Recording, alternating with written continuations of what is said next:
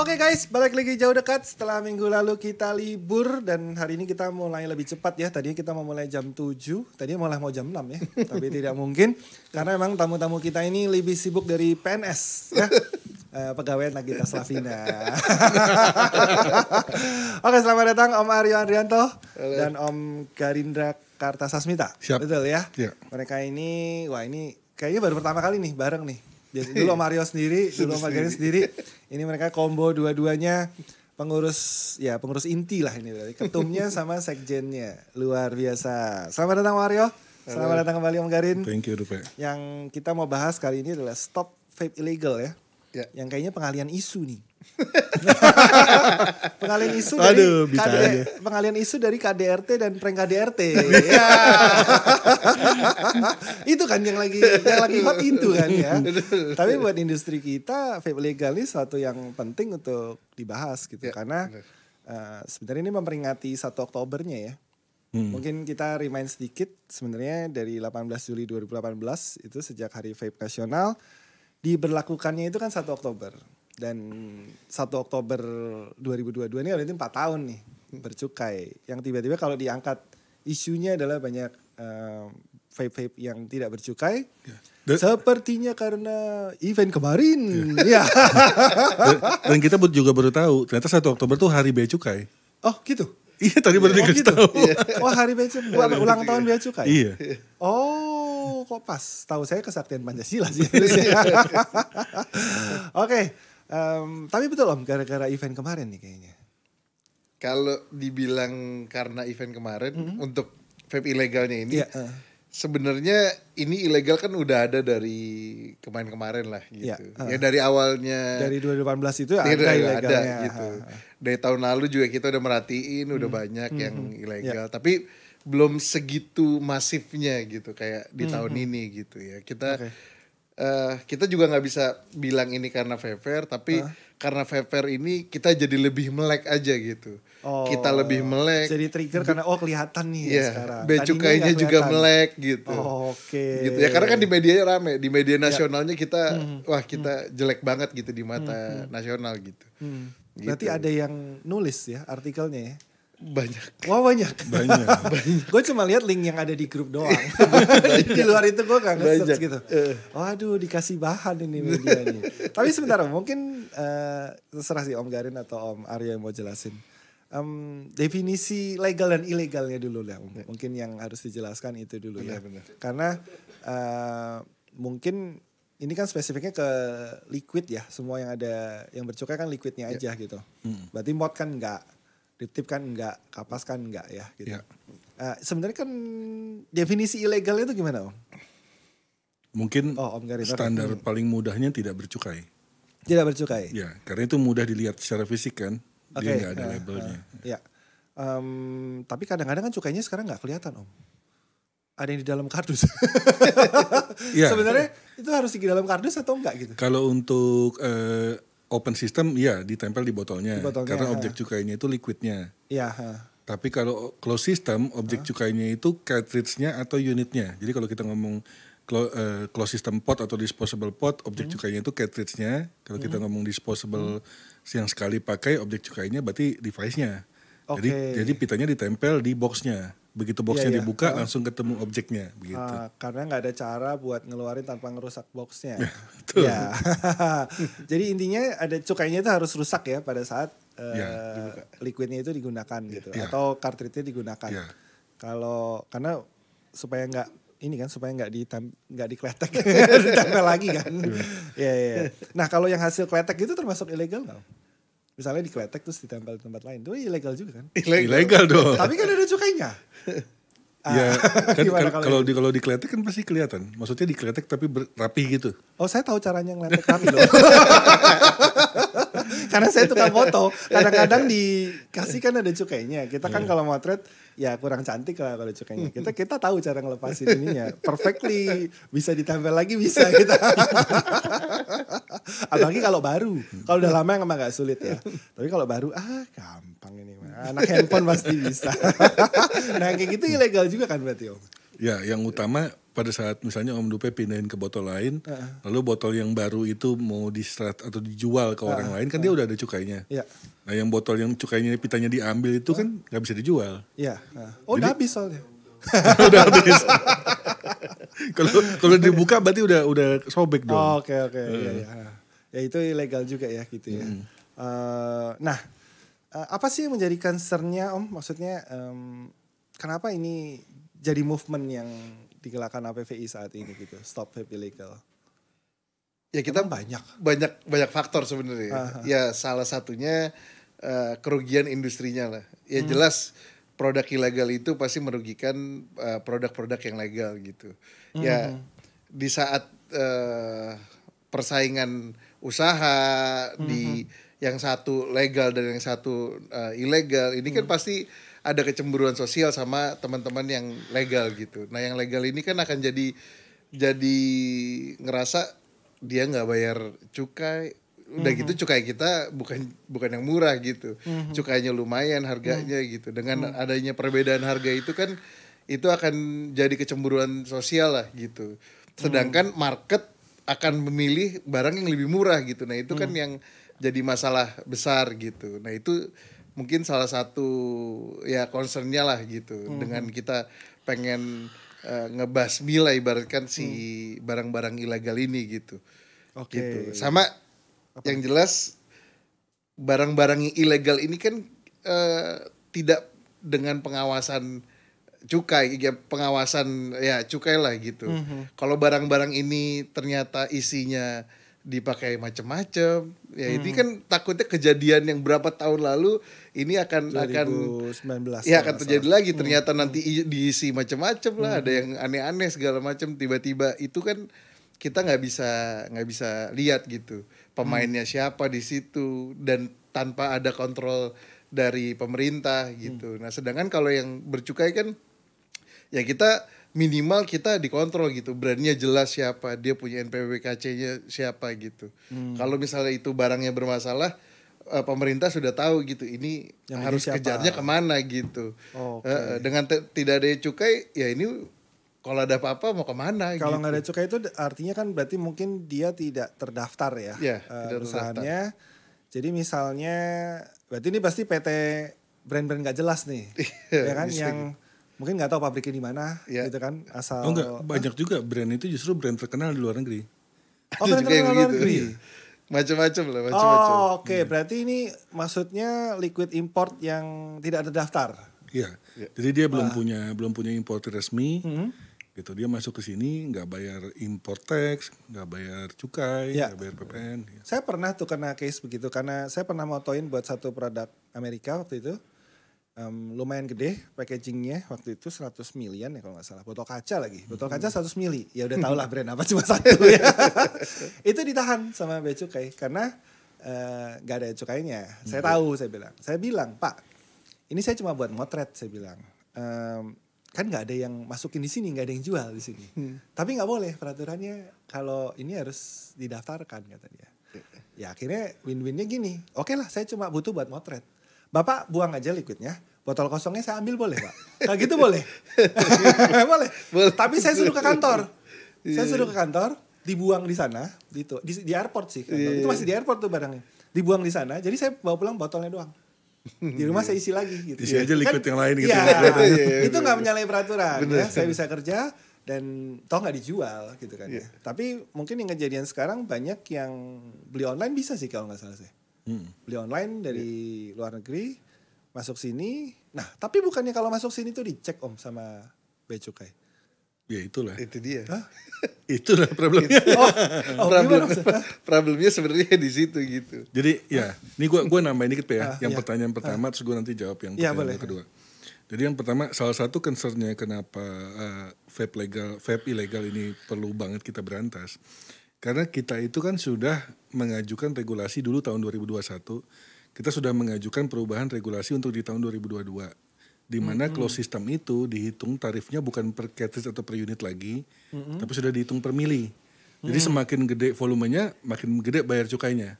Lalu kita batasi dia di maksimal 6 mili untuk closed system. Tujuannya apa sih? Karena kita dari sejak setahun lebih yang lalu itu kita sudah lihat bahwa di luar negeri ini sudah rame banget closed system dan rame banget disposable. Lalu saat itu disposable kalau nggak salah baru sampai 3.000 puff. Tapi kita lihat kecenderungannya ini akan terus naik. Akan terus bertambah, dia makin besar karena udah ada yang lumayan besar saat itu. 3.000 apa 4.000 gue lupa. Sekarang udah sampai 9.000 puff kan di Malaysia. Buset, 9.000 puff. 9.000 puff gitu. Nah, gede banget itu 9.000 puff. Kenapa kita batasin semua ini? Karena kita memang tidak bisa menolak perkembangan zaman. Artinya memang sudah akan ramai produk seperti itu.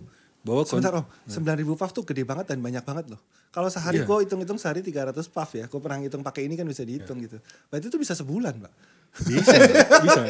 Bisa sebulan itu 9.000 puff. Kita juga udah hitung. Kalau ada, jangankan sebulan, disposable yang bisa 20 hari aja.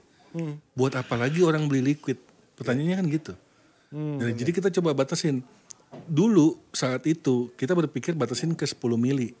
Tapi saat kita 10 ml, saat kita diskusi sama teman-teman semua asosiasi, saat itu kita putuskan 6 ml.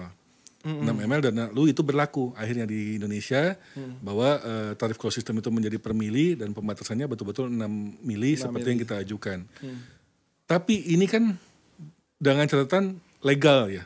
Jadi kalau semuanya legal, maka closed system dan open system itu tidak bersinggungan segmentasinya. Gitu. Ada kelasnya orang yang mampu pakai closed system, ada kelasnya orang mampu pakai open system. Jadi tidak bersinggungan. Tapi saat mereka ilegal, mereka kan nggak bayar PPN impor, nggak bayar bea masuk, nggak bayar PPH masuk, nggak bayar cukai, nggak bayar PPNHT, mereka bisa jual murah banget. Dan itu yang kena ke marketnya open system. Murah banget tuh berapa Om? Bisa dibilang kalau ngomong harga relatif nih. Ya, jadi kalau 6 ml itu mereka bisa jual di 60.000 pun bisa. Wah, baru kemarin dibahas. Ternyata bisa 60.000. Tapi ilegal nih ya. Ilegal nih. Kalau barang aja nih. Iya, kalau legal kita hitung-hitung untuk di bawah 150.000 itu sulit. Oke. Nah, karena kan anggaplah device-nya itu harganya kan sebetulnya kalau 6 ml itu sekitar 2,5, 2,7 dolaran ya. Tapi kalau anggaplah ini produsennya langsung yang bikin dia mungkin modal dia $2 gitu atau lebih murah. Nah lalu ditambah pajak impor $2 berarti 30.000 ya. 30.000 terus dia kena PPN impor 11%, 3.300. Lalu dia kena bea masuk 5%, dia kena PPH 2,5%, itu semua dari harga barangnya. Lalu dia kena cukainya 6.030 per mili dikali 6 mili ya kan. Itu udah 36.180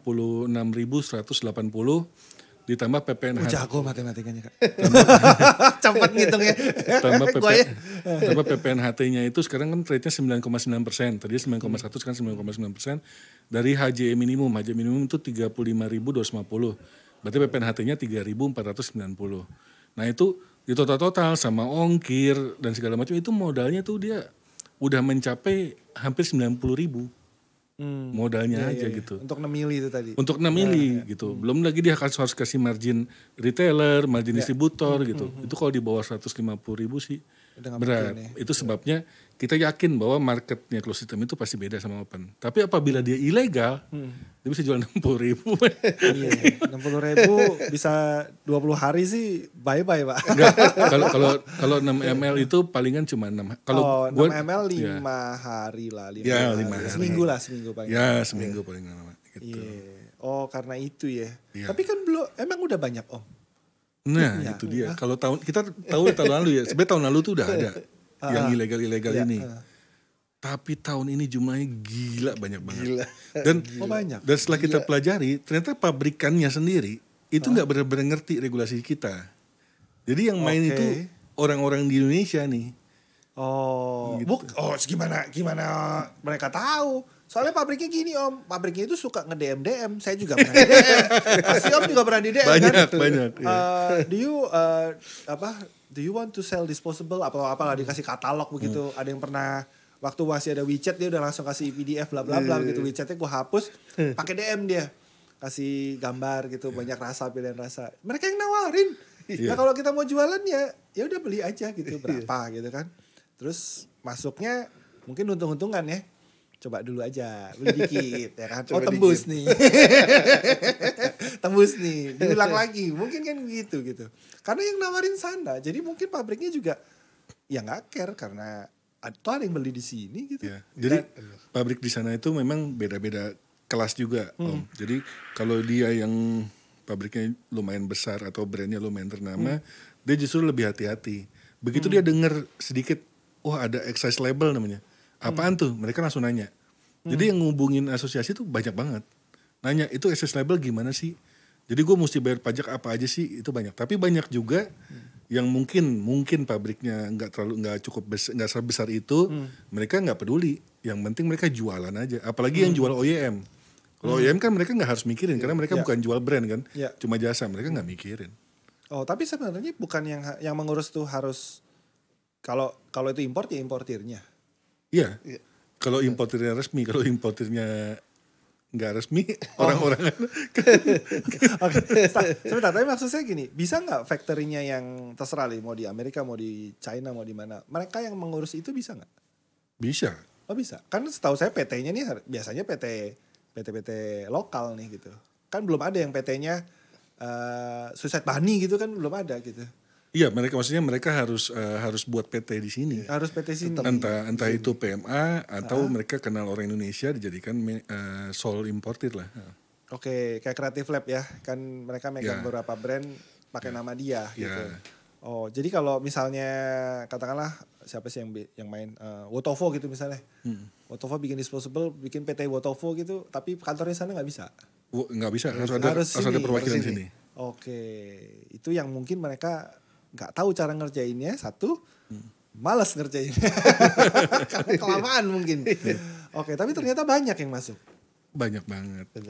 Kita kalkulasi sih kemungkinan yang ilegal ini di closed system itu sekarang kan yang banyak ilegal closed system, open system nggak banyak ya. Closed system itu yang ilegal mungkin sekitar 2-3 kali lipat dari yang legal. Sebentar. Gimana? Lebih 2 kali lipat dari yang legal. Iya, jadi yang legal nih kalah banyak, yang legal sedikit, yang ilegal banyak banget. Banyakan yang ilegal. Gila. Wow. Tapi khusus closed system ya.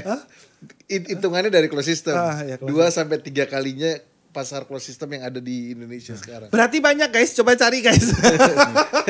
Berarti banyak guys. Ada satu hal lagi Om Lube. Kalau kita pakai RDA atau RTA gitu ya, kita pakai atomizer, kita kan perlu vape store dong. Gue ingat dulu juga gue pasti minta ajarin vaporista tuh. Gimana caranya gue bikin coil, gimana gue masukin kapas. Bahkan gue pakai pot yang kayak begini aja, gue harus nanya. Misalnya orang beli, orang harus nanya ke vape store. Ini setelah gue isi liquid bisa langsung gue pakai atau enggak, contohnya kayak gitu lah.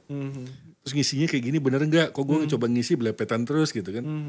Tapi kalau yang closed system ini, kan dia enggak ada petunjuk penggunaan, orang bisa pakai. Tinggal sobek, pasang, isep gitu. Jadi yang ilegal ini mereka tawarkan ke vape store, kalau vape store enggak mau mereka tetap bisa jual. Lewat coffee shop kek, lewat online kek, tetap bisa. Iya, karena nggak butuh edukasi sama sekali untuk ngejual itu gitu. Yang pakainya juga nggak butuh ngerti-ngerti banget, pokoknya punya duit aja. Ya kan bisa beli, suka rasanya pakai, nggak suka beli lagi ganti gitu. Oke. 2 kali lipat, 3 kali lipat. Itu secara rupiah berapa Om? Kalau ada hitungan rupiah kita kalau ngitung rupiahnya dari cukainya aja. Sekarang kalau misalkan ini kan tadi kita dari bea cukai katanya cukai kita udah 800 M ya tuh ya. Sampai bulan lalu nih 800 M. Berarti kita bisa expect di akhir 31 Desember ini kita akan pasti insya Allah tembus 1 triliun. Nah, kalau dari 1 triliun itu anggaplah. Tapi itu semua ya? Semua. Open close system. Iya, open close. Digabung. Nah, anggaplah kalau itu close-nya aja 250 M. Berarti yang ilegalnya lo kali aja tuh. Kali 3. Wow. Wow, berarti banyak yang cuan banyak nih guys. Bahaya nih guys. Gak kelihatan lagi. Gak kelihatan lagi. Ya karena cuan. Mungkin mereka gak jual di toko vape ya. Iya, itu yang bikin gak kelihatan. Gue bingung jual di online sih ada sih, gue tahu ada banyak. Tapi selain itu pasti mereka punya, ya mereka mungkin punya battlefield sendiri, mereka punya medan sendiri tuh untuk menjual begitu. Tapi open system nggak ada lah ya. Ada tapi sangat jarang sekarang ya, sedikit jarang. Sedikit banget. Tapi ada tapi dikit. Iya. Oh, ya mungkin yang tadi tuh, yang import-import beli-beli dari luar kan. Oke, tapi biasanya gitu kan pakai sendiri Om, nggak buat dijual lagi, nggak apa-apa kan?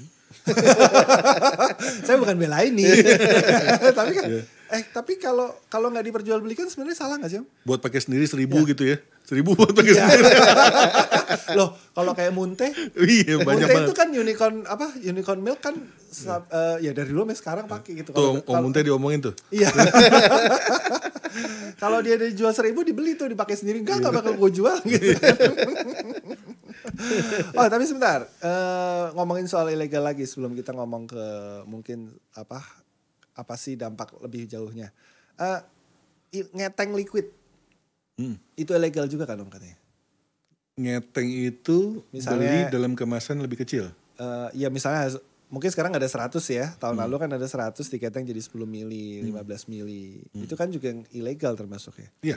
Tapi yang dimaksud di sini, yang ini perlu di stop juga atau hanya yang closed system itu tadi gitu? Nah kalau yang ketengan itu sebetulnya dengan kita hilangkan 100 mili sudah jauh berkurang. Oh karena jarang orang mau ngeteng 60 mili. Iya, untungnya tipis bedanya. Iya, tapi kayaknya masih ada deh. Ada, pasti ada. Liquid bekas. Liquid bekas. Misalnya sisa, ya kalau sekarang jarang juga sih karena mungkin 60 mili bisa habis ya. Tapi mungkin ada lah, kalau di Facebook kayaknya masih ada deh, liquid apa gitu. Masih 30 mili, masih setengah ya kan. 60 mili masih setengah, 30 mili dijual ya seperempat harga gitu. Enggak sih. Menurut gue sih itu enggak menurut gue enggak gitu. Karena pas dia beli pertamanya dia udah bayar cukai kan. Kecuali yang pertamanya gak cukai dijual. Oh tapi yang beli kedua kan gak bayar cukai, gak masalah? Gak ada masalah. Oke, berarti kalau beli kedua bekas gak masalah ya? Gak ada masalah. Kalau ngeteng menjadi salah karena waktu itu aturannya tidak boleh mengemas ulang. Iya. Ya kan? Kalau belinya di tank boleh berarti? Bisa. Jadi belinya di tank gitu. Datang bawa tank, apalagi tank-tank gede kan sekarang banyak gede-gede tuh. Diisi langsung di toko itu boleh ya? Bisa, sebetulnya bisa. Oke. Nah, kita balik lagi ke yang ilegal deh. Tindakannya sebenarnya gimana Om? Apakah dihukum, didenda atau karena kan orangnya nyarinya susah gitu. Kalau dia PT-nya nggak diregister, kalau ketangkap nih, hukumannya gimana kan nggak kedata berapa banyak dia jual atau ya mungkin kalau ada di stok di gudang ya udah itu yang kena gitu. Tapi kalau misalnya di gudangnya udah nggak ada, dia mau dihukum apa coba? Ya, sebenarnya ini kan gini, kalau dengan menjual tanpa cukai aja, nggak harus dari produsennya nih, nggak harus dari suppliernya. Yang menjual tanpa cukai aja itu udah pidana sebenarnya. Tokonya maksudnya? Tokonya. Jadi ya hati-hati aja di sini, mungkin ada teman-teman toko gitu? yang jual liquid tanpa cukai atau jual disposable tanpa cukai. Ya kalau didatengin sama orang bea cukai P2 itu pidana dan hukumannya penjara. Oh, P2 itu sebenarnya artinya apa sih? Penindakan dan penyidikan. Oh, P2 itu PP berarti harusnya ya? Iya. PP itu maksudnya, soalnya banyak singkatan-singkatan Pak di instansi pemerintah ini. Apa? Penindakan dan penyidikan. Oke, jadi mereka yang boleh nangkep. Mereka yang nangkep. Polisi nggak boleh? Polisi kalau dia bekerja sama P2 boleh. Aduannya kalau dari P2 itu boleh bekerja sama. Jadi harus ada P2-nya? Ya, harus ada laporan dari polisi. Enggak. Kalau polisi sebetulnya. Takutnya kan ada oknum nih. Iya, nggak boleh harusnya. Harus ada P2-nya. Ya. Oke. Tadinya kita mau undang juga ya orang P2-nya. Cuma karena dadakan, mohon maaf nih ya. Nanti lain kali deh ya. Kita mungkin akan undang langsung dari P2-nya biar jelas penindakannya gimana gitu. Nah, sanksi penjaranya apa Om kalau pidana? Tergantung ininya kan, tergantung beratnya, tergantung banyaknya yang dijual. Ya pastinya pedagang yang eceran sama yang suppliernya kan akan berbeda gitu hukumannya. Kurir sama bandar beda. Iya, masih beda. Kalau nggak salah maksimal 5 tahun ya. Dan denda itu maksimal 10 kali. Dari nilai barang yang harusnya dicukaikan. Yang kepegang, ketangkap tangan. Iya, ketangkap tangan. Yang udah kejual udah nggak bisa dilacak dong. Nggak bisa jadi barang bukti itu berarti. Oke, ya itu lumayan lumayan. Tapi P2 ini bisa dibilang pola geraknya mirip kayak polisi. Jadi dia akan interogasi dulu, ini oke sekarang ketemu misalnya 2.000 tanda tangan. Dia udah jual ke siapa aja, itu pasti di-track dulu, ditarik semua. Oh, biar bisa dapat data jumlah semaksimal mungkin. Iya. Syukur-syukur dia bisa dapat data masuknya berapa. Itu lebih bagus lagi. Itu tadi kita minta. Tanya temennya berarti. Nah, kenapa sih sekarang itu produk closed system lebih mudah masuk? Ini sebenarnya next questionnya mungkin itu. Kalau dulu liquid ilegal lebih susah masuk, kok ini kayaknya mudah banget masuk. Karena P2 itu ngelihat kalau dulu kan dipisah nih, liquidnya sendiri, device-nya sendiri. Nah, lalu ada yang closed system, ada yang cartridge-nya udah berisi liquid. Berarti mereka tahu nih saat barangnya masuk, kalau di scan unitnya, cartridge sama device-nya, ini ada liquidnya. Berarti ini closed system cartridge atau disposable pod.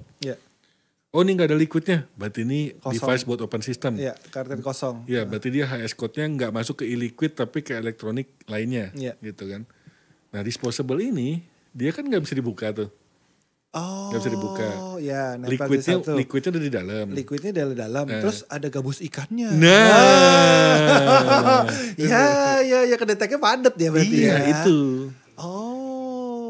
Tapi kita udah coba sampaikan terus sih tadi kan kita juga dari Bea Cukai Pusat dan Bea Cukai Halim kita udah sampaikan bahwa memang di situ kendala kesulitan mengeceknya. Iya. Ya karena ya mungkin buat teman-teman yang belum pernah pegang disposable jadi memang ada liquidnya, tapi liquidnya itu di dalam kartridnya nggak bisa kamu lihat gelembung-gelembung gitu nggak bisa. Dia kayak ada satu tempat resapan yang bentuknya kayak gabus ikan gitu. Jadi kalau di scan kelihatan padat. Betul. Iya. Memanfaatkan keterbatasan teknologi berarti itu. Kurang ajar. Dan kecil banget kan? Kecil gede sama aja, semua nggak akan kelihatan begitu. Oke. Nah, antisipasinya gimana Om? Supaya ya selain kita melaporkan atau ada langkah prevention lain nggak gitu? Ya kita sih coba, jadi bisa dibilang kita yang mengedukasi ya. Kita mengedukasi para penegak hukum bahwa sekarang ramai ini produk yang seperti ini dan ini masuknya banyak banget. Dan produknya seperti apa kita jelasin, kita kasih contohnya gitu. Yang seperti apa sih yang mereka perlu cek banget, yang seperti apa yang mereka bisa langsung lolosin gitu. Jadi kita bilang kalau dia bentuknya pot system gitu, lalu dia kemasannya udah rapi, udah siap jual. Sekarang ini sebetulnya bisa masuk ke red line dulu ya. Red line dulu, jadi mereka dicek dulu betul-betul baru habis itu keluar. Nggak seperti produk lain yang bisa langsung green aja gitu. Istilah red green tuh istilah di custom. Jadi kalau red artinya dia perlu pemeriksaan lebih lanjut. Nah, kita pengen tanya gitu. Sering saya kenal. Saya sering kenal. Pokoknya kalau pepet-pepet saya bilang gak bakal nyampe. Saya bilang gitu.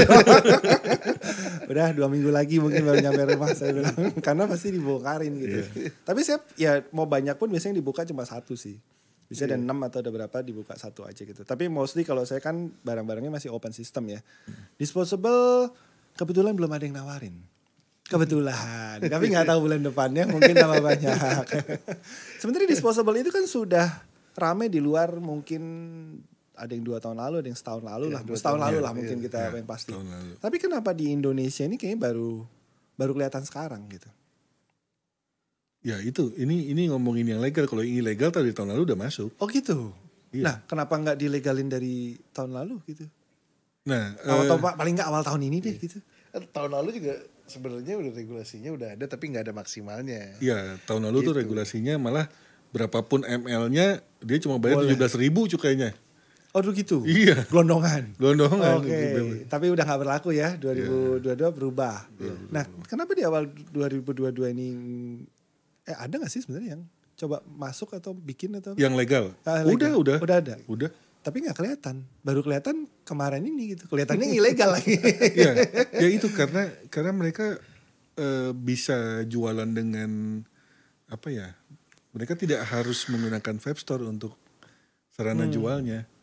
Ada kok merek-merek kayak Joyway tau nggak? Tahu. Terus T-Gag, TGAC itu ada, terus ada Elfbar. Ya. Itu udah tahu semua. Tapi kan baru itu saya tahu. Saya Joyway tahu baru di GV.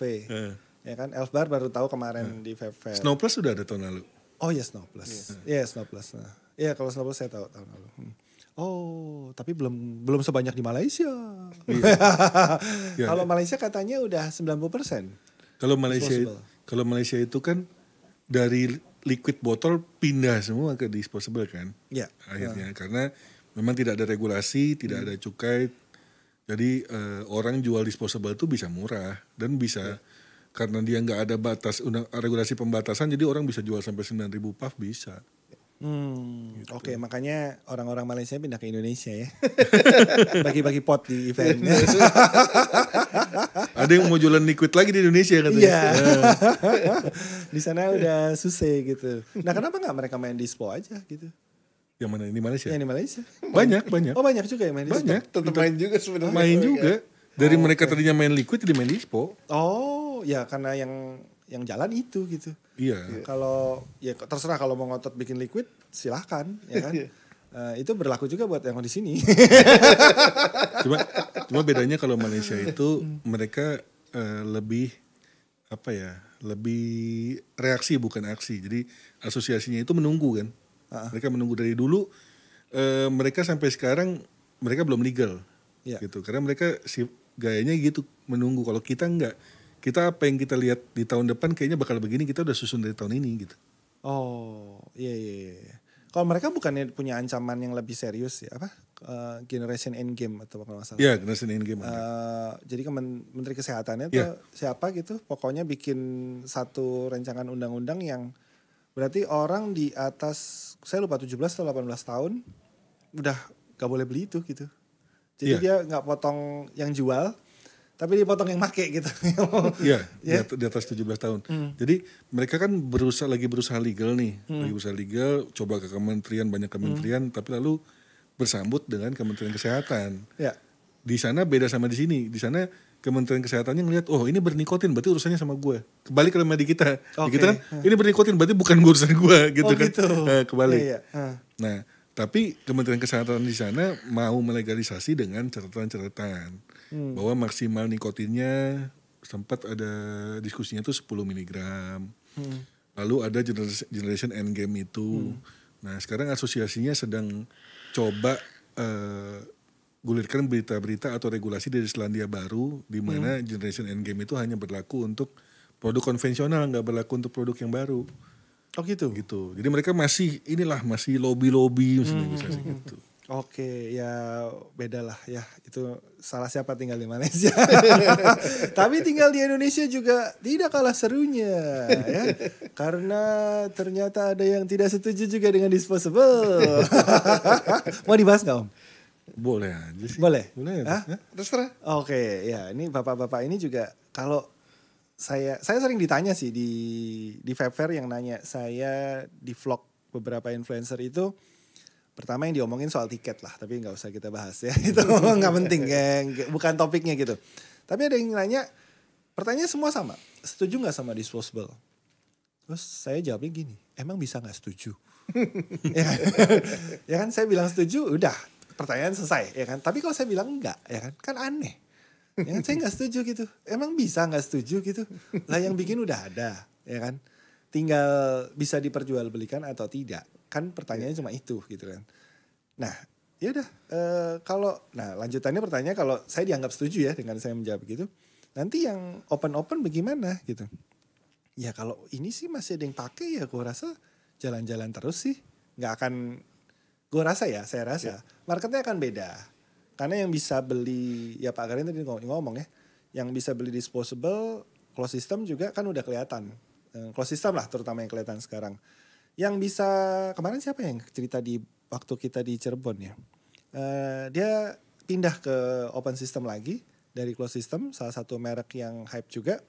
1 bulan 1,5 juta buat cartridge-nya doang. Belum device-nya. Iya ya. Jadi nggak semua orang sanggup untuk di harga sekian gitu. Betul. Untuk pakai terus-terusan. Jadi ini akan masih ada marketnya menurut saya. Apalagi di Indonesia gitu kan. Betul. Jadi ya nggak usah khawatir mau ada disposable atau enggak gitu. Nah terus besoknya kalau nggak salah live-nya Ivan atau live-nya Henso saya lupa.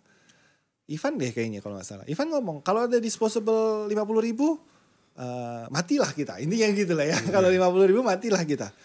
Gue pikir-pikir lagi nih. Sebentar 50.000 bisa berapa lama 50.000 itu gitu kan. Kayaknya sih kalau ngelihat yang kemarin rilis setelah Vaper. Dia 79.000 2 mili. Pas saya pakai 2 hari gak nyampe Pak. Saya kan pakai tuh. Ulang pakai ya kan. Besoknya mau pakai belum malamnya. Berarti kan belum 2 hari. Habis. Udah gak ada isinya. Berarti 79.000. Ya katakanlah 2 hari deh. Nggak semua orang sanggup gitu ya. Dengan catatan itu legal ya. Ada bayar cukai resmi itu. Nah kalau ilegalnya ya kalau bisa jangan ada. Kalau ada kan ya benar tadi kata Pak Karin. Masuk ke marketnya open system karena kalau bisa 9.000 puff tadi. 9.000 puff. 9.000 puff tuh. Itu kalau sehari 300 puff kalian, sehari 300 puff itu banyak ya. Gua mungkin lebih sedikit dari itu sebenarnya. Cuma gue yang gak yakin teman-teman ada sebanyak itu gitu kecuali yang suka chain puff. Cuma kalau bisa 90 puff sih wow. Tapi yang dihitung sebenarnya milinya atau puffnya sih? Milinya. Milinya. Tetap mili. Karena puff itu kan bisa diatur. Kalau kita naikin OHM-nya kan nanti puffnya lebih banyak. Oh iya. ML-nya itu yang tidak bisa diatur. Cuma saya lihat di beberapa kemasan dispo itu nggak nulis mililiternya. Ya, kalau di yang legal harus nulis. Oh harus nulis. Harus. Oh ya udah tuh bentuknya cuma gabus ikan gitu. Kamu lihat nggak bisa. Dia cuma tulis klaim aja sekian puff gitu, 600 puff, 800 puff gitu. Oh tapi kalau yang dilegal kan harus ditulis milinya. Ada yang ngecek nggak pas ngelegalkan beneran milinya segitu? Jadi closed system itu prosesnya saat kita daftarkan merek dulu. Jadi importir kalau sudah punya PBKC didaftarkan mereknya. Lalu dia test lab dulu ya teman-teman. Test lab dulu pertama. Test lab dulu, kasih sampel ke lab itu lab tertentu yang punya license untuk produk bercukai. Udah keluar misalnya hasil labnya, oh ini 5 mili. Nah hasil labnya itu kita gunakan untuk register brandnya. Register brand, kita pesan pita cukai P3C, baru bisa collect pita cukai. Nanti saat barangnya sudah ada di pasaran, bea cukai akan random check juga. Bener nggak ini segitu? Ya, gitu. bener nggak. Mereka akan beli, coba di tes lab gitu, bener nggak gitu. Oh, kalau memang salah baru ditindak. Habis perusahaannya ya. misalnya harusnya isi 6 nih, tapi dia klaim dia ngizin cuma 5 gitu. Itu bisa kena ya? Bisa. Kalau lebih kayak nggak mungkin ya. Dia cuma 5 ditulis 6 bego berarti. Kayaknya nggak mungkin. Terlalu baik itu dia. Oh tapi prosesnya begitu. Prosesnya begitu. Berapa lama prosesnya? Tes lab itu 7-14 hari ya Tom. Iya. 7-14 hari. Terus habis itu Register ya bisa 3 hari lah, 2-3 hari. Oh cepet ya? Iya tapi kan nanti pas pengurusan cukainya yang lumayan lama. Iya. Dari daftar segala macam sampai nunggu keluar cukainya kan bisa sebulan. 1 bulan lebih kan. Bulan lebih ya. Oh berarti gak lama-lama banget. Kalau sama tes lab 1,5 bulan lah ya. Total 2 bulan lah. 2 bulan. Biasanya. Oke, 2 bulan mah gak lama lah harusnya. Harusnya banyak yang ya kalau mau ngelegalin tinggal asal dia tahu aja, oh berarti nanti duit gue mandek 2 bulan dulu nih, ya kan? Makanya awal bikinnya jangan banyak-banyak gitu. Ya kan, mandek 2 bulan nih, dalam 2 bulan baru bisa jual gitu. Kan mungkin sekarang kebanyakan yang ilegal ini kan ya udah pengen langsung cuan aja gitu. Ya kan, jadi nggak mau ngelewatin proses ininya gitu. Hukumannya lumayan loh, 5 tahun ya. Tapi yang di luar negeri bisa ditindak nggak Om? Yang di sininya ditindak, yang masukin. Yang masukin? Ya dan nanti brand yang di luar itu nanti nggak bisa didaftarin lagi. Maksudnya gimana? Misalkan brand A dimasukin sama lo nih Om Dupe, lo nggak bercukai. Nanti kan lo nya ditangkap nih. Iya. Nah brandnya amit, jangan. Contohnya, di blacklist. Contohnya mesti lo, nggak mungkin gue contohin antara gue. Ya gue aja nggak apa-apa. Iya, brandnya di blacklist. Brandnya di blacklist. Jadi misalnya dimasukin sama orang lain gitu, misalnya sama Bayu apa sama siapa, udah nggak bisa. Tapi kan gampang dia tinggal ganti label. Mereka kan gitu ya. Itu dia yang tadi gue cerita. Kalau dia perusahaannya gede, dia brandnya dia bangun gitu, dia nggak akan segitu mudahnya dia ngasih barang. Oke, karena dia mau tetap namanya ada ya. Betul. Nggak mungkin sampai dia di blacklist gitu. Iya. Salah-salah open systemnya di blacklist juga nanti. Iya. Oke. Nah, gimana Om buat ngajak teman-teman toko vapers semua biar punya kesadaran ini? Mungkin udah dijelasin ya illegal dan legalnya apa. Terus sanksinya tadi juga sudah, kerugian yang ditimbulkan juga sudah. Nah, gimana Om nih membangkitkan kesadarannya teman-teman vapers semua supaya ya kita support movement ini gitu? Ya, intinya gini sih, dengan adanya campaign Stop Vape Ilegal itu ya, di sini kita ingin mengajak seluruh stakeholder lah. Kita di sini nggak akan bisa berhasil kalau cuman dari asosiasi aja yang bergerak atau dari teman-teman influencer aja yang bergerak. Kita ingin semuanya benar-benar bergerak untuk memberantas inilah. Kita bisa lihat kita dari pengusahanya harus benar-benar ikut dalam campaign ini, dari penggunanya juga, dari teman-teman influencer dan lain-lainnya juga, dan utamanya pemerintah. Dengan pemerintah support dan pemerintah juga lihat kita dari industrinya juga ingin benar-benar mau bersih gitu, ya ini akan berjalan, akan bagus gitu. Yang tadinya ilegalnya sebanyak itu ya bisa kita minimize lah gitu dengan kerjasama semua nih gitu ya. Kita dari pas zamannya Liquid waktu itu kan juga sebenarnya teman-teman pengguna mereka banyak yang melaporkan pas awal-awal tuh ini nggak ada yang nggak bercukai segala macam. Itu yang kita tunggu gitu. Itu yang kita pengen kebersamaannya dari dulu. Kita kan selalu solid ya gitu, dari komunitasnya kita selalu solid dari dulu gitu. Dengan adanya yang nggak bener pasti ada masuk laporan ke asosiasi lah, kemanapun pasti ada gitu. Dan dengan adanya permasalahan yang besar sekarang ini, ya kita berharapnya teman-teman ayo kayak dulu lagi gitu. Kita pengennya semuanya ikut campur dalam pemberantasan Stop Vape Ilegal ini gitu ya.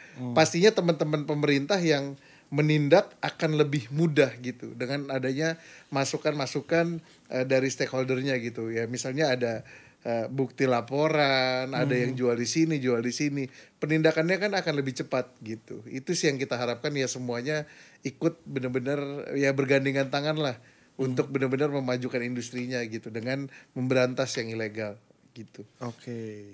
Itu guys, dan Om Aryo addressingnya ke stakeholder ya, berarti ini pelaku bisnis gitu. Ya, dan vapers juga. Vapers juga. Karena gini Om, kalau dari saya bukan mewakili vapers ya, cuma saya tahu otak nakalnya. Gitu. Mindset nakalnya adalah gini, saya pengguna misalnya, dengan ada yang ilegal kan ada yang murah. Kalau saya laporkan, hilang nih nanti nih. Saya gak dapat lagi yang murah. Saya tidak mau laporkan gitu. Nanti saya tidak dapat yang murah lagi gitu kan ya. Kan susahnya gitu. Nah, kemarin saya nonton bukan podcast sih, ada konten YouTube lah. Mungkin Om Aryo atau Om Garin pernah nonton. Dr. Indrawan Nugroho. Dia kemarin bikin konten tentang berpikir lateral. Jadi yang dibahas itu dynamic island-nya iPhone, di mana itu suatu kekurangan yang dia bisa diakalin jadi satu fitur gitu.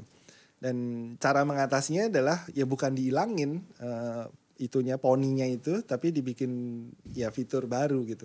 Nah, dia ngasih contoh, kalau saya lupa di negara Eropa mana, Swedia atau mana gitu, banyak banget kecelakaan lalu lintas karena banyak yang ngebut, ya kan? Terus awalnya solusinya yang dicoba dicari adalah hukumannya ditambah berat, dendanya atau penjaranya mungkin tambah berat. Ternyata nggak ngefek, ya. Akhirnya yaitu lateral thinkingnya adalah yang tertib, yang nggak pernah dihukum dikasih hadiah. Nah, itu ternyata mengurangi tingkat kecelakaannya, berarti efektif dibanding hukumannya diperberat gitu. Nah sekarang kalau hukumannya sekarang belum tahu nih, ya kan, baru dikasih tahu nih. Diperberat pun mungkin nggak ngaruh gitu. Tapi kayaknya yang tertib harus ada reward sih Om, ya kan. Jadi akan saling supportnya di situ gitu. Nah cuma rewardnya gimana ngaturnya ya? Bisa nggak diaturin reward ke bea cukai gitu? Yang gimana ya ngomongnya? Yang beli lebih banyak dikasih diskon mungkin gitu kali Om. Bisa kali Om kalau gitu. Harga super distribut pita cukai itu. ngambil 1 juta lembar dapat ya nggak 10% lah kebanyakan ya. Dapat 1% aja udah lumayan gitu ya. Atau mungkin yang beli biasanya kan awal tahun ya. Register itu kan ya biasanya udah minta untuk 1 tahun ya. Itu kan kelihatan jadi bonusnya bisa dikasih di situ gitu. Mungkin bisa diarahkan ke sana Om supaya oh ya udah berarti gue lebih untung buat gue legal nih gitu. Selain dia aman ya kan dia juga dapat reward. Karena kalau nggak ada apa-apanya ngapain gitu. Apalagi buat brand-brand yang nggak jelas itu tadi kan, yang ya udah gue kalau ketangkap bubar terus gue ganti brand, kan kampret kalau kayak gitu. Sedangkan di sisi user adalah mereka cari yang murah, selalu gitu. Ya semoga bisa sih begitu Om. Ya ini bukan usul sih, maksudnya salah satu aja, some way aja gitu kan. Karena kalau nggak ada sesuatunya ya akan begini-begini aja sih saya rasa gitu. Ya. Oke, ada yang mau ditambahin? Ya gue ada jawabannya sih pertanyaan terakhir ini. Cuma apa tuh? Memang jawabannya agak kurang enak. Jadi apa tuh? Karena kita produk bercukai adalah kenapa sih sebuah produk tuh ada yang dicukaikan ada yang enggak. Dicukaikan karena dia dianggap perlu diatur penggunaannya nih. Nah, artinya konsumsinya diatur. Jadi produk bercukai itu sebetulnya produk yang bukan kalau banyak malah diapresiasi sebenarnya. Gitu. di aturannya iya gitu. Sih. Oh iya, make sense. Iya. Nanti kalau bea cukai ngasih reward, mungkin bea cukai mau aja ngasih reward, tapi nanti akan ada pihak-pihak yang ini gimana sih? Banyak malah lu kasih hadiah. Banyak malah lu kasih hadiah. Gitu. Iya juga ya. Oke, karena pembatasan ya. Karena pembatasan. Oke, masuk akal. Ya kalau gitu gak yang lain. Itu cuma tadi selentingan aja buat gua gitu, dari gua maksudnya. Ya yang tertib nih berarti harus dapat sesuatu gitu. Ya mungkin bukan dari bea cukai, dari asosiasi. Yang ya entah dari promotion atau distribusi gitu. Yang ya intinya dia dapat value gitu. Kalau dia nggak harus lebih banyak juga sih. Nggak pernah ada laporan tuh satu juga. Itu kan historical ya. Karena saya yakin company yang pengen value-nya baik kan nggak pengen sampai ya nggak pengen cheating gitu, nggak pengen coba-coba bikin 1.000 misalnya, yang 1.000 nggak cukai gitu. Saya yakin ada yang coba nakal-nakal gitu kan ada gitu. Yang kayaknya saya ngerubah apa ya, brand klien-klien aja untuk materi promosi aja setahun Om. Baru mereka tuh sadar, oh ya harus ada cukainya. Mungkin karena ada yang ditelepon. Jadi kalau sekarang materi promosi, saya mintanya kalau buat di foto yang botol kosong gak usah dikasih label. Labelnya nanti saya tempel sendiri aja. Kalau mau ngasih liquidnya harus ada cukainya. Kalau nggak ada cukainya, kalau nggak mau ngasih cukainya, ya udah nggak usah kasih liquidnya, nggak apa-apa saya bilang. Daripada lu kena masalah, saya bilang kan. Yang repot ya paling anak-anak kita sih nyesuaiin warna liquidnya gitu. Cuma ya sudah nggak apa-apa, daripada mereka ditelepon. Belum rilis udah di rumah saya aja ada yang ditelepon. Oke Om, apalagi ada program mungkin dari asosiasi yang mau disampaikan? Ya kita sebenarnya sih mau ada award itu ya. Oh iya. Nah, itu kan terkait apresiasi juga. Oh award juga. Cuma mungkin karena kita banyak banget yang diurus nih, terutama isu-isu yang sekarang. Jadi ya memang berat, tapi kita lagi coba ya. Ya harusnya ini acara yang udah ke pending lama sebenarnya, udah ke pending agenda lama. Tahun lalu, agenda lama yang kita akan bikin sebenarnya buat gimana caranya buat ngasih semangat, ngasih apresiasi buat semua pengusaha yang ada di Indonesia sih gitu ya, dari produsen, distributor, retailer dan semua kreator semua kita kasih award lah. Mau dari komunitas kita kasih award, dari semuanya tuh kita kasih award tadinya gitu tadinya rencananya di awal tahun depan. Tapi ya kenapa di awal tahun depan, karena kita memang benar-benar mau award per tahun gitu. Jadi yang the bestnya di tahun ini siapa, the bestnya ini ya kita akan bikin tadinya. Tapi ya kita juga akan lihat nih dengan adanya kesibukan yang lain, dengan adanya isu-isu masalah disposable kemarin, masalah vape ilegal ini, apakah itu akan terrealisasi atau enggak ya kita lihat nanti lah ya gitu. Makanya dengan adanya saya mendengar isunya nih, rumornya adalah ada yang keluar dari pengurusan katanya Om gara-gara disposable. Rumornya begitu Om ya. Tapi aman ya. Aman. Ya perbedaan pendapat itu wajar lah gitu. Ya perbedaan pendapat mau di dalam asosiasi, mau dalam rumah tangga, dalam semua pertemanan juga kan pasti ada lah gitu. Tapi yang penting kemarin gue udah bilang juga sama beberapa teman-teman yang tidak sepaham dan intinya satu, mau apapun perbedaan pendapat sejauh apapun kita gitu, yang penting jangan sampai adanya timbulnya perpecahan lagi gitu. Kita udah ngalamin, kita ngebangun vape sama-sama semua dari dulu, kita udah berapa kali adanya perpecahan tuh kita lumayan sering gitu. Ada yang kubu sini, kubu situ, kubu sini, kubu situ gitu. Dengan kita sudah berusaha, ya Afi selalu berusaha gimana caranya perpecahan ini kita rangkul gitu. Gimana caranya ini jangan terjadi perpecahan lagi. Jangan sampai isu yang sekarang menimbulkan perpecahan lagi.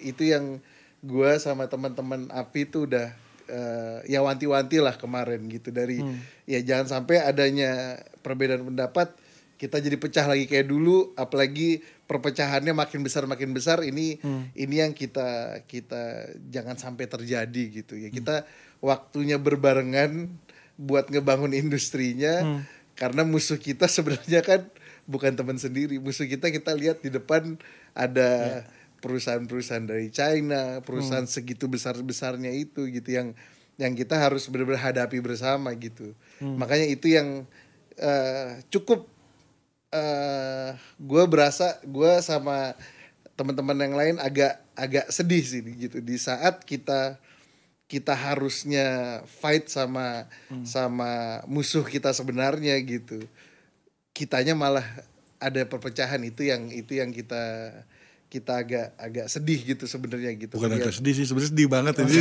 Dia coba agak ini aja. Sebenarnya sedih banget. Ya, seperti kata Soekarno kan, musuh terbesar bukan menjajah tapi bangsa kita sendiri. Gitu. Dan jadi jangan sampai Om Rey ngomong enak zamanku tuh. Memang kalau diinget-inget ya dari dulu ya awal kita coba legal itu juga banyak yang perdebatkan. Sampai yang terakhir itu 100 mili juga banyak yang perdebatkan. Tapi kebetulan memang isu yang closed system ini itu kita beda penanganannya sama legal dan 100 mili yang dulu. Kalau yang dulu itu kita punya banyak waktu untuk kita bahas sama yang lain.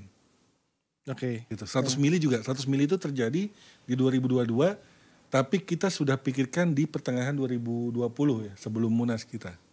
Gitu. Jadi kita punya waktu lama nih. Walaupun kita merasakan penderitaan dulu di 2021-nya, tapi akhirnya bisa. Nah kalau yang closed system ini, kita memang gak cukup waktu untuk bahas sama semua orang. Tapi kita sudah bahas dengan semua asosiasi saat itu.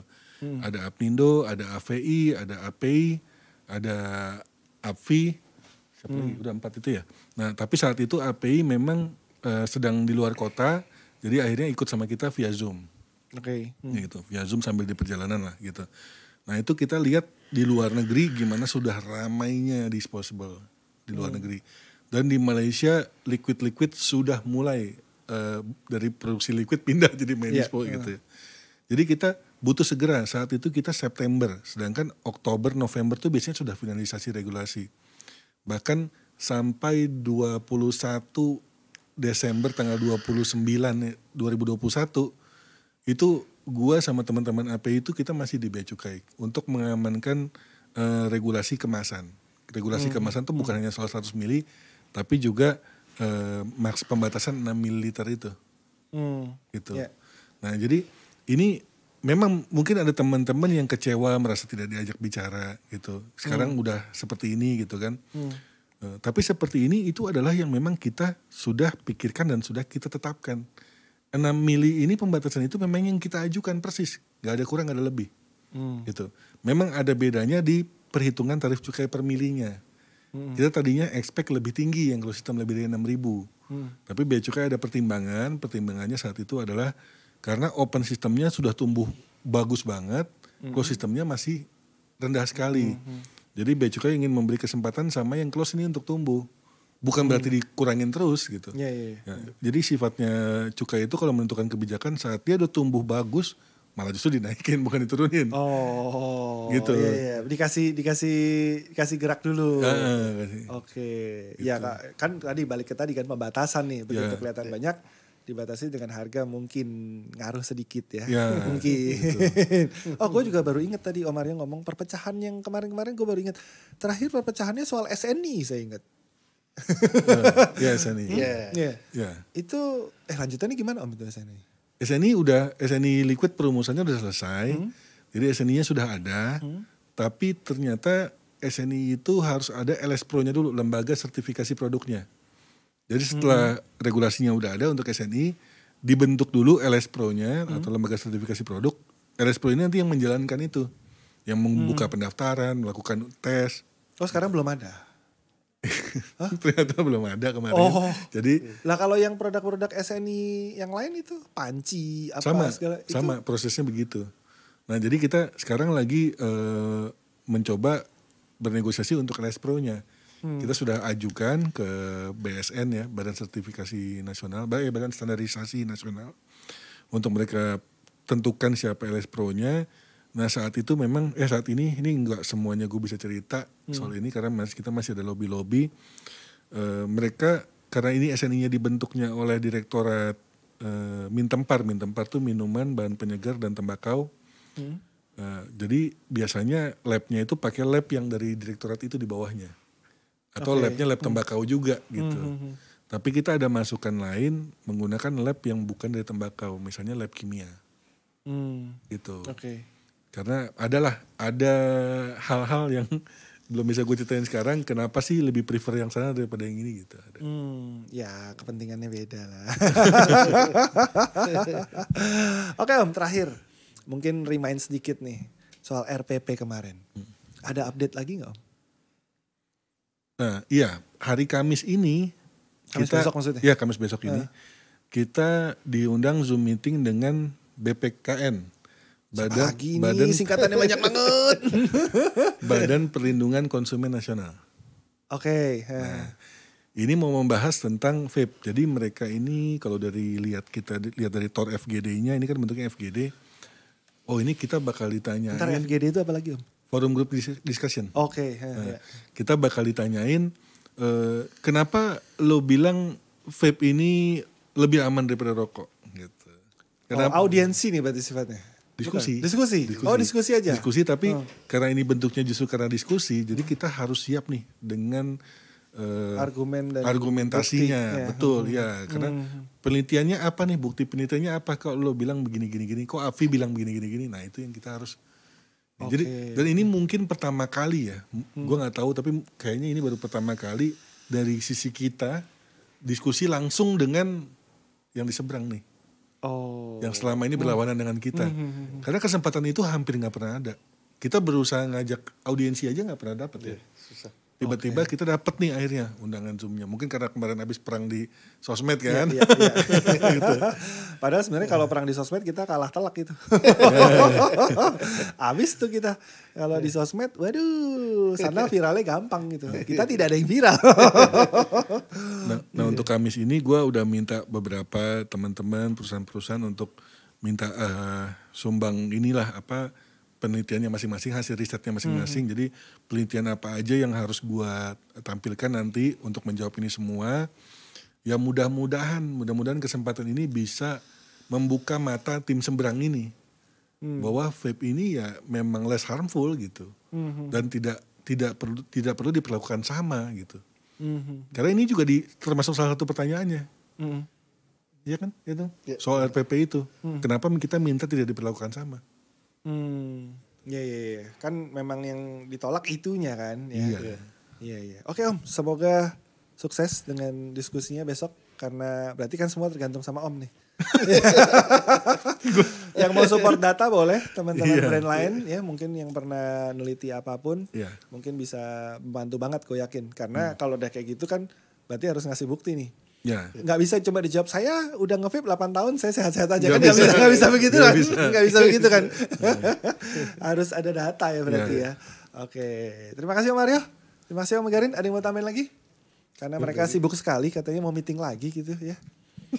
Ya intinya kita minta supportnya aja dari semua stakeholder lah.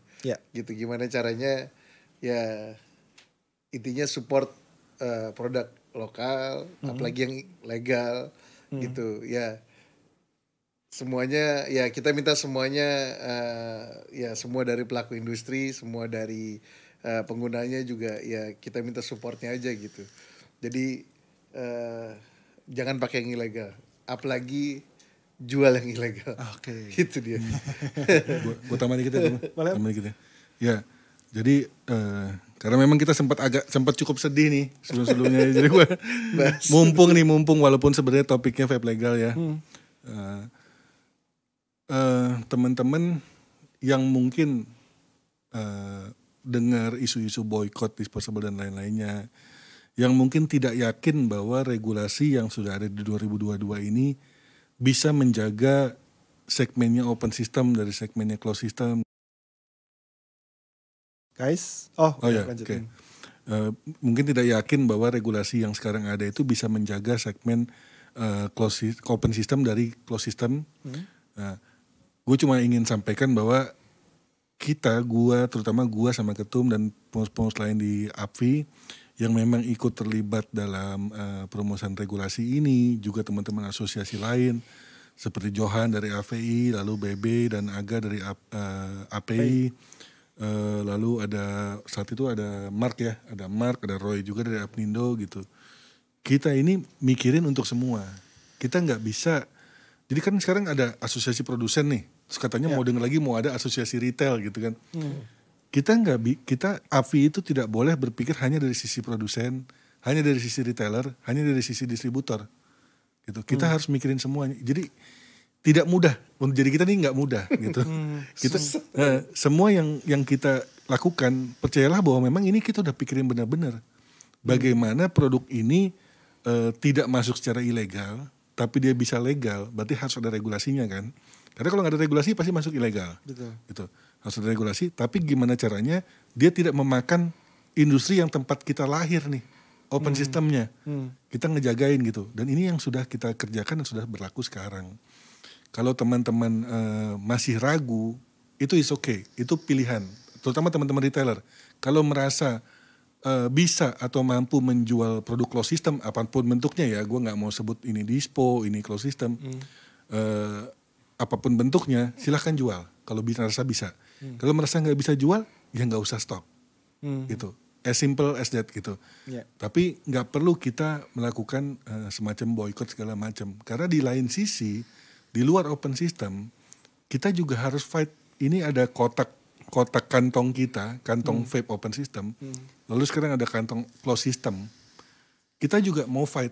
Ada teman-teman kita yang mau fight nih di closed system. Cuma mungkin modalnya nggak sebesar kayak let's say lah kayak Relax gitu ya. Atau perusahaan-perusahaan yang besar-besar dari China.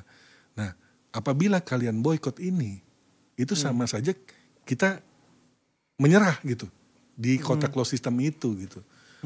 Padahal ketakutannya teman-teman bahwa closed system ini akan marketnya open system, selama ini kan kita ngerasainnya justru kita dapat tambahan banyak pasien sebenarnya. Ya balik ke mungkin kalau gitu balik ke 2018 ya, di zaman saat pot awal-awal masuk. Saya ingat saya pot open system saat itu masih awal-awal tuh masuk aja tuh kayak nggak sadar, oh ini ada mainan baru nih buat semua, ada dagangan baru nih buat yang toko gitu kan, buat vapersnya ini ada dicoba, oke lah. Kalau buat di mobil mungkin lebih enak pakai pot dan segala macam, di kantor dan segala macam. Akhirnya jadi secondary device. 2019 pada komplain, ya kan, coil mulai berkurang, ya kapas doang kayaknya yang masih aman-aman aja. Liquid freebase sama liquid salt waktu itu mulai banyak, liquid freebase mulai ditinggalin. Terus kayaknya waktu itu ada 100 mili ya di 2019-2020, kayaknya oke lah santai-santai aja, ya kan. Begitu 2022 100 milinya nggak ada. Lihat stok di toko, wah freebase-nya gak gerak-gerak nih. Yang restock yang Saltnik doang nih, yang pot friendly doang nih. Oh berarti kagak jalan ya kan, jual RDA kagak laku-laku. Akhirnya mereka komplain, oh marketnya udah pada pindah pot. Ya sebenarnya gak apa-apa kan. toh tetap ada vapers kan gitu kan ya. Kalau mereka nggak balik-balik karena liquidnya 30 ml Saltnik ya salahkan yang bikin liquid. Bikinlah biar cepet habis gitu. Iya gitu Om Dupe, benar itu. Jadi maksud gue kalau lo merasa lo bisa jual ya lo jual. Kalau merasa lo nggak bisa jual lo nggak usah jual gitu kan. Tapi beda ceritanya saat kita misalnya ada teman-teman yang bikin sebuah pergerakan. Pergerakan ini kan ada tanggung jawabnya Om. Gitu. Jadi misalnya Afi bikin ngilangin 100 mili. Kalau ternyata dampaknya malah jadi buruk, kita kan tanggung jawab kita ke ribuan stakeholder nih di belakang gitu. Nah teman-teman yang bikin pergerakan ini harus paham itu juga. Bahwa saat kalian memutuskan untuk menolak sebuah produk, lalu mengajak teman-teman yang lain menolak, buatlah pergerakan apabila kalian yakin bahwa itu benar. Tapi kalau ragu-ragu, atau kalau sampai ternyata beberapa bulan ke depan, oh ternyata iya ini nggak bentrok sama open system, bahwa kalian salah melangkah. Bagaimana dengan gerbong-gerbong yang kalian ajak sebelumnya? Itu ada tanggung jawabnya. Gitu. Itu sih pesan-pesan gue bahwa kalau kita bikin sesuatu pergerakan, kita harus yakinin banget bahwa itu benar. Kalau kita nggak 100% yakin, mending nggak usah. Bukan gerakan sementara ya, tahun depan gue jual juga gitu. Iya, kalau sampai sekarang kita bikin gerakan nih, misalnya ada orang si A bikin gerakan. Nah, tapi begitu nggak terbendung, dia bikin juga nih produknya disposable. Apa kata teman-teman yang ngikutin dia kan gitu.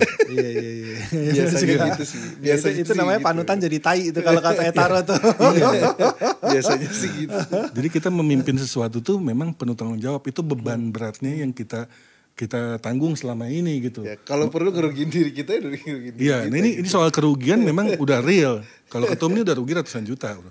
Dari zaman 100 mili, ya gue ada perusahaan botol, gue menghilangkan 100 mili itu sama aja gue menghilangkan moldingnya udah jadi 100 mili. Gue kehilangan uang segitu banyaknya gitu ya, nggak usah disebutin, tapi angkanya cukup fantastis gitu. Tapi karena gue ngelihat ini memang buat kepentingan industri vape nasional.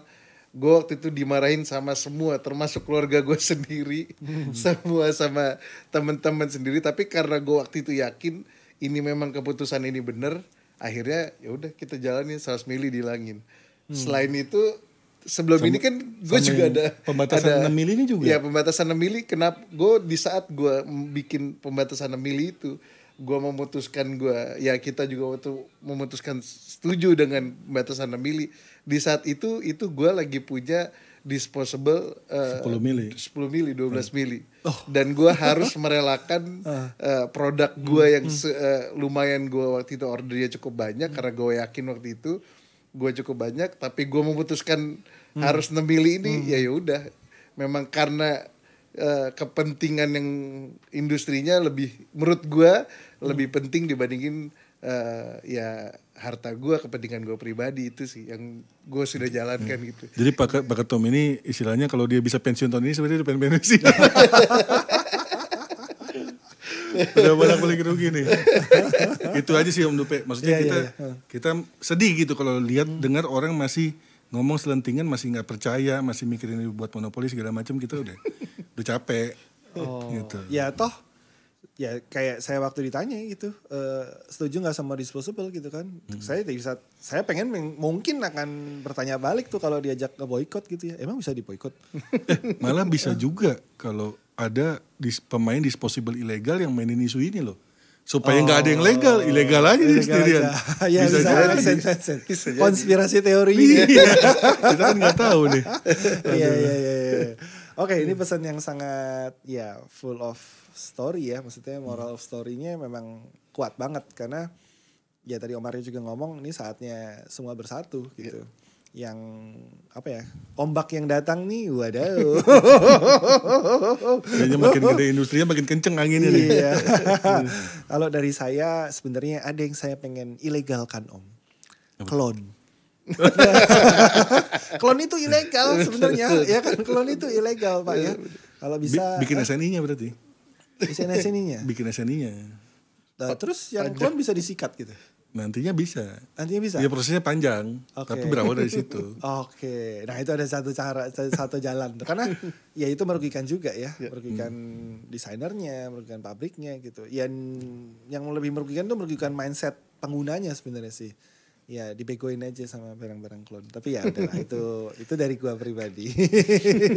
Oke, thank you Mario. Thank you Garin. Thank you banget udah nyempetin kesini. Gua tahu sibuk sekali.